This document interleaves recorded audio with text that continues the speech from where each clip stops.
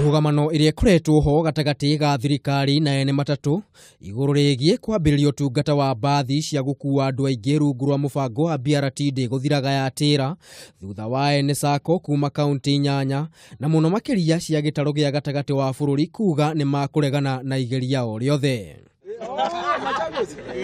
Kiaria mwena wa Ruiru kaunti-inĩ ya Kiambu ene matatu aya nĩ maugĩte mũbango ũyũ ndwagĩrĩirwo nĩ gũtengerio ona hanini gũkũ makihinyĩrĩria atĩ no mũhaka nyiti itemi yothe makuruhanio.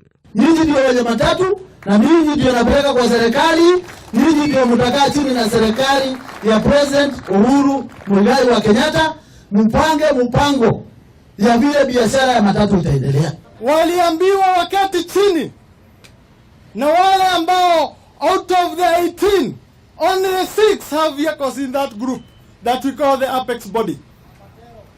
Hao ndio watu tunaita matapeli wa kibiashara.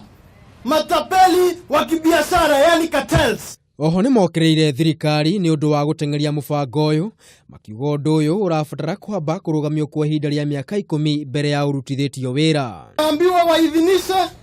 Wacha tu niseme ndio watu wajue. Tunatuma governor na tumwambii ile ukweli ya mambo on the ground. Ndio akifika pale aweza kupigana hii vita.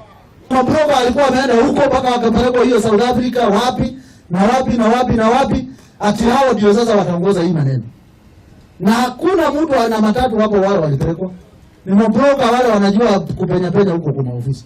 Sisi ndio tunapeleka wafanyikazi penye kila mmoja wao, either in an office or in a business.